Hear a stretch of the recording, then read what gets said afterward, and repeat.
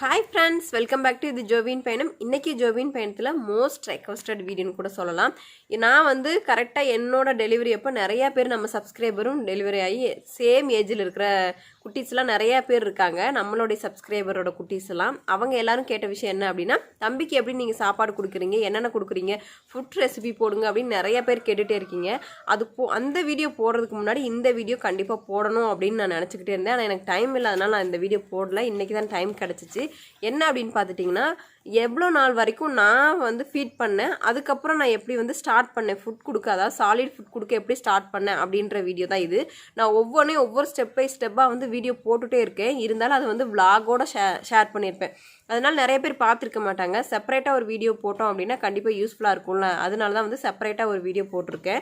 என்னென்ன பண்ணேன் அப்படின்னு ஷார்ட் அண்ட் ஸ்வீட்டாக நான் சொல்லிடுறேன். ப்ரிப்பேர் பண்ண விஷயம் எதுவுமே இல்லை, நான் பேச மட்டும்தான் போகிறேன். என்னென்ன பண்ணேன் அப்படின்னு சொல்லிட்டு, கரெக்டாக 6 மாதம் வரைக்கும் தம்பிக்கு நான் பால் மட்டும்தான் கொடுத்தேன். தாய்ப்பால் தவிர வேறு எதுவுமே கொடுக்கல. அது வரைக்கும் பால் மட்டும்தான் கொடுத்தேன். 6வது மாதம் 2வது வாரத்தில் தான் வந்து தம்பிக்கு வந்து ஃபஸ்ட்டு ராகி கூழ் கொடுக்க ஸ்டார்ட் பண்ணேன். ஒருவேளை வந்து நீங்கள் உங்களுக்கு ஒரு சிலருக்கெல்லாம் தாய்ப்பால் வந்து ரொம்ப கம்மியாக இருக்கும், தாய்ப்பால் பத்தாது குழந்தைங்களுக்கு, 4 மாதத்துலேயே அந்த மாதிரி அப்படி இருக்கிறவங்களாம் இருக்காங்க. அவங்க வந்து அப்போ இருந்தே ஸ்டார்ட் பண்ணலாம். இருந்தாலும் 6 மாதம் வரைக்கும் கம்பல்சரி வந்து தாய்ப்பால் கொடுக்கணும். அதான் கம்பல்சரி. 6 மாதம் வரைக்கும் நம்ம எந்த அளவுக்கு தாய்ப்பால் கொடுக்குறோமோ அந்த அளவுக்கு குழந்தையோட வளர்ச்சியும் இம்யூனிட்டி பவரும் அதிகமாகும். அதனால நான் 6 மாதம் வரைக்கும் கம்பல்சரி பாலை தவிர வேறு எதுவுமே கொடுக்கல. அப்பப்போ இடையில வந்து சுடுதண்ணி மட்டும் கொடுத்துக்கிட்டு இருந்தேன். இங்கே கோழி இருக்குது, நான் கோழி பக்கத்தில் தான் உட்காந்து பேசிகிட்டு இருக்கேன். அந்த சவுண்டு. சுடுதண்ணியை தவிர வேறு எதுவும் கொடுக்கல. பால் சுடுதண்ணி இது 2 மட்டும்தான். 6வது மாதம் ஸ்டார்ட் ஆகி 2வது வாரத்தில் வந்து நான் ஃபஸ்ட்டு ராகி கூழ் கொடுக்க ஆரம்பித்தேன். ராகி கூழ் நான் எப்படி கொடுத்தேன் அப்படின்னா, முழு ராகியை நைட்டு ஊற வச்சு நல்லா அலசி ஊற வச்சுட்டு காலையில் எடுத்து அதை மிக்சியில் போட்டு நல்லா அரைச்சி பால் கிடைக்கும். அந்த பாலை வந்துட்டு நல்லா காய்ச்சணும் அப்படின்னா நல்ல ஒரு கூழ் மாதிரி கிடைக்கும். ரொம்ப லிக்விடாகவும் இல்லாமல் ரொம்ப கெட்டியாகவும் இல்லாமல் நார்மல் ஸ்டேஜில். அந்த வீடியோட லிங்க்கு கூட நான் கொடுக்குறேன் எப்படி ப்ரிப்பேர் பண்ணேன் அப்படின்னு சொல்லிட்டு. அந்த மாதிரி ப்ரிப்பேர் பண்ணி ஃபஸ்ட்டு கொடுக்க ஆரம்பித்தேன். அப்போ வந்து ஃபஸ்ட்டு டைம் கொடுக்கும்போது லைட்டாக சர்க்கரை சேர்த்து கொடுத்தேன். நாட்டு சர்க்கரை சேர்த்து தான் நான் கொடுத்தேன். கொடுக்கும்போது தம்பி வந்து கொஞ்சம் ஒரு ஸ்பூன் 2 ஸ்பூன் அவ்வளோதான் சாப்பிடுவாங்க. அதுவும் வந்து அந்த மதியம் இல்லை மார்னிங்கும் இல்லை, அந்த 11 மணிக்கு கொடுப்பேன். அவ்வளோதான். அந்த ஒரே ஒரு டைம் மட்டும்தான் கொடுப்பேன்.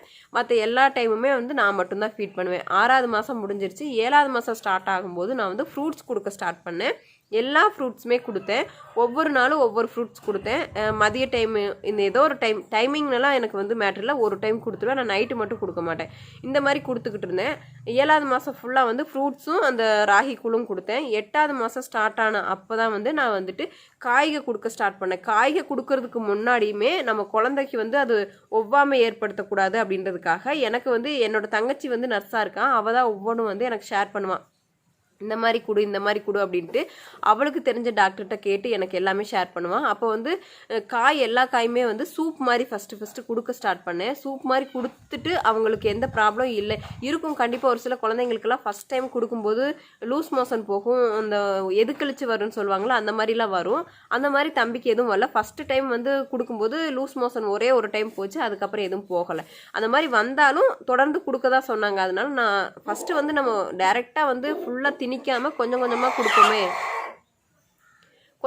கொடுப்போமே அப்படின்றதுக்காக கொஞ்சமாக கொடுத்தேன்.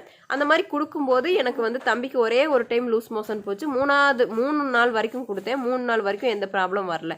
அதுக்கப்புறம் வந்து ஒவ்வொரு காயுமே வந்து தனித்தனியாக வேக வச்சு அதை வந்து மசிச்சு கொடுக்க ஆரம்பித்தேன். எதையுமே நான் வந்து மிக்சியில் அடித்து கொடுக்கல. மிக்சியில் அடித்து கொடுக்கும்போது நீங்களே சாப்பிட்டு பாருங்களேன், அதோட டேஸ்ட் நல்லாவே இருக்காது, குழந்தைங்களுக்கும் பிடிக்காது. அதனால சாப்பிடாம கூட இருக்கலாம். என்னோட பையனுக்கு வந்து நான் நல்லா மசிச்சு கொடுத்ததுனால நல்லா சாப்பிட்டுக்கிட்டாரு. முடிஞ்ச வரைக்கும் மிக்சி அவாய்ட் பண்ணிடுங்க. அந்த ஹீட்லேயே வந்து அந்த டேஸ்ட்டை வந்து மாற்றிடும். அதனால குழந்தைங்களுக்கு வாய்க்கு கூட பிடிக்காம இருக்கும். நான் சாப்பிட்டு பார்த்துட்டு தான் சொல்கிறேன். என் தங்கச்சி சொன்னா, நீங்கள் மிக்சியில் அடித்து கொடுக்காத, மசிச்சே கொடு அப்படின்னு சொல்லிட்டு. அப்போ தான் வந்து நான் செக் பண்ணி பார்த்தேன். மிக்சியில் அடிச்சும் மசிச்சு ரெண்டுக்கும் நிறைய டிஃப்ரென்ஸ் இருக்குது. முடிஞ்ச வரைக்கும் நல்லா மசிச்சு கொடுங்க, ஒன்றும் பண்ணாது. அப்படி தான் நான் தம்பிக்கு கொடுத்தேன். 8வது மாதம் இப்போ முடிஞ்சிருச்சு. 9வது மாதம் ஸ்டார்ட் ஆயிடுச்சு. 8வது மாதம் லாஸ்ட்டு வீக்கே வந்து நான் வந்து சாப்பாடு கொடுக்க ஸ்டார்ட் பண்ணிட்டேன். சாப்பாடு எப்படி கொடுத்தேன் அப்படின்னா, ஒவ்வொரு சாப்பாடும் ஒவ்வொரு நாளைக்கு வந்து ஒவ்வொரு மாதிரி கொடுக்க ஆரம்பிச்சிருக்கேன். இப்போ தான் ஒரு மாதம் முடிஞ்சிருச்சு சாப்பாடு கொடுக்க ஆரம்பிச்சு. பருப்பு சாதம், தயிர் சாதம், இந்த மாதிரி எல்லாமே கொடுக்க ஆரம்பிச்சிட்டேன். அந்த வீடியோ வந்து நான் தனியாக செப்பரேட்டாக ஒவ்வொரு சாப்பாடு எப்படி கொடுக்குறேன் அப்படின்ற வீடியோ போடுறேன். அதுக்கப்புறம் வந்து சத்து மாவு வந்து இடையில கொடுப்பேன், அதையும் வந்து தனியாக கொடுக்குறேன். முடிஞ்ச வரைக்கும் நீங்கள் ஃப்ரூட்ஸு அதுக்கப்புறம் இந்த ராகி கூழ் இதுவே நீங்கள் கொடுத்தா போதும். ஃபீட் பண்ணுங்கள். நான் வந்து ஒரு வயசு 2 மாதம் வரைக்கும் ஃபீட் பண்ணலாம் அப்படின்ட்டு இருக்கேன்.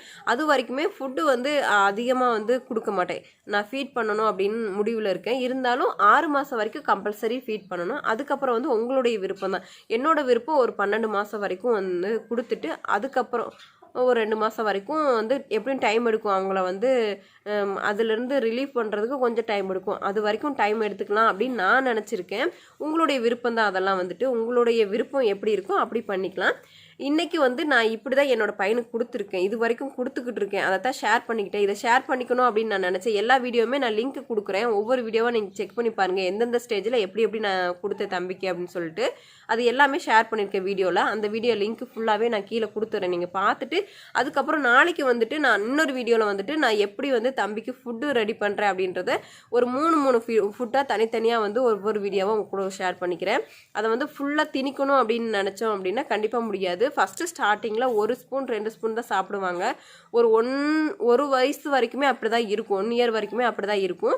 நீங்கள் வந்து என் பையன் சாப்பிடவே மாட்டான், நீங்கள் எப்படி வந்து தம்பிக்கு சாப்பாடு கொடுக்குறீங்க அப்படின்னு சொல்லி நிறைய பேர் நிறைய விஷயங்கள் கேட்குறது. இப்படி தான் சாப்பிட மாட்டேங்கிறான், அடம் பிடிக்கிறான், துருன்னு இருக்கான். இது எல்லாமே குழந்தைங்க பண்ணுற விஷயந்தான். இது எல்லாமே பண்ணுவாங்க கண்டிப்பாக. நம்ம தான் அதை வந்து எப்படி அவங்க வழியிலேயே போய் சரி பண்ணணும் அப்படின்னு தான் நினைக்கணும். ஒவ்வொரு குழந்தைங்க ஒவ்வொரு மாதிரி இருப்பாங்க. இப்போ என் பையன் சாப்பிட்றான் அப்படின்னா இன்னொரு குழந்தை சாப்பிடணும் அப்படின்ற அவசியம் இல்லை. அந்த குழந்தை வேறு மாதிரி கூட சாப்பிடலாம், வேறு மாதிரி கொடுத்தா கூட சாப்பிடலாம். அப்புறம் ஒவ்வொருத்தவங்க சொல்கிறாங்க விளையாட்டு காட்டி வந்து சாப்பாடு ஊட்டாதீங்க, சாப்பிடணும்னு நினைக்காதுங்க குழந்தைங்க அப்படின்னு சொல்கிறாங்க. ஆனால் என் பையன் விளையாட்டு காட்டணும் அப்படின்னா நல்லா சாப்பிட்றான். அப்போ நான் விளையாட்டு காட்டி தானே சாப்பிட முடியும். அதனால் நீங்கள் உங்கள் குழந்தை எப்படி சாப்பாடு கொடுத்தா சாப்பிடுதோ அந்த மாதிரி கொடுங்க. ஒருத்தவங்க சொல்கிறாங்க அப்படின்றதுக்காக இப்படி தான் கொடுக்கணும் அப்படின்னு ப்ரொசீஜர் கிடையாது. என்னோட பையன் இப்படி சாப்பிட்றான் அப்படின்றது மட்டும்தான் எல்லாருமே காட்டுப்பாங்க. இப்போ எல்லா யூடியூபருமே காட்டுவாங்க ஒவ்வொரு விஷயத்த. எல்லாரோட பையனும் ஒரே மாதிரி இருக்கணும்னு நினச்சோம்னா அது கொஞ்சம் கஷ்டம்தான். இது வரைக்கும் தம்பி பிறந்ததுலேருந்து இது வரைக்கும் நான் என்ன பண்ணேன் தம்பிக்கு அப்படின்னு உங்க கூட குட்டியாக ஷார்ட்டாக ஷேர் பண்ணிட்டேன். நல்லா ஸ்டோரியாக சொன்னோம் அப்படின்னா ரொம்ப லென்த்தாக போயிடும். அதனால குட்டியாக நான் ஷேர் பண்ணணும்னு நினச்ச விஷயங்களை ஷேர் பண்ணிட்டேன்னு நினைக்கிறேன். படப்படன்னு பேசிட்டேன். நான் பிளானும் பண்ணல இப்படி சொல்லணும், இதை இப்படி பண்ணேன் அப்படின்னு. நான் என்னெல்லாம் பண்ணணும், எனக்கு என் மைண்டில் என்னென்ன ஞாபகம் இருந்துச்சோ அதை மட்டும் ஷேர் பண்ணிக்கிட்டேன். இந்த வீடியோ கம்பல்சரி நான் போடணும்னு நினச்சேன். ஏன்னா வந்துட்டு எல்லாருமே கேட்குறாங்க, நீங்கள் எப்படி ஹேண்டில் பண்ணுறீங்க பையனை வச்சுட்டு, நீங்கள் எப்படி ஃபுட்டு கொடுக்குறீங்க அப்படின்னு சொல்லிட்டு. ஒவ்வொருத்தவங்களுக்கும் ஒவ்வொரு ப்ரொசீஜர் இருக்கும். ஒவ்வொருத்தவங்க ஒவ்வொரு மாதிரி இருப்பாங்க. ஒவ்வொருத்தரோட கேரக்டர் ஒவ்வொரு மாதிரி இருக்கும். எல்லாரும் ஒரே மாதிரி இருக்க மாட்டாங்க. அதை மட்டும் நீங்கள் மனசில் வச்சுக்கோங்க. இது வரைக்கும் நான் இப்படி தான் கொடுத்துருக்கேன். நெக்ஸ்ட்டு வந்து சாப்பாடு எப்படி வந்து நான் ரெடி பண்ணுறேன் அப்படின்ற வீடியோ நெக்ஸ்ட் வீடியோவாக நான் ஷேர் பண்ணுறேன். இந்த வீடியோ உங்களுக்கு கண்டிப்பாக யூஸ்ஃபுல்லாக இருந்திருக்கும். யாராவது ஒருத்தவங்களுக்காவது இது யூஸ்ஃபுல்லாக இருந்திருக்கும்னு நான் நினைக்கிறேன். நாளைக்கு இன்னொரு வீடியோன்னு மீட் பண்ணுறேன். நீங்கள் நம்ம சேனல் ஃபஸ்ட் டைம் பார்க்குறீங்க அப்படின்னா சப்ஸ்கிரைப் பண்ணிக்கிங்க. இந்த மாதிரி யூஸ்ஃபுல்லான வீடியோ வந்துக்கிட்டே இருக்கும் உங்களுக்கு. என்னோட சேனல் நீங்கள் தொடர்ந்து பார்க்கணும்னு நினச்சிங்கன்னா பக்கத்தில் இருக்க பெல் ஐக்கானை கிளிக் பண்ணிக்கோங்க, மறந்துடாதீங்க. நாளைக்கு வந்து மீட் பண்ணுறேன். அது வரைக்கும் பாய். தேங்க்ஸ் ஃபார் வாட்சிங். பாய்.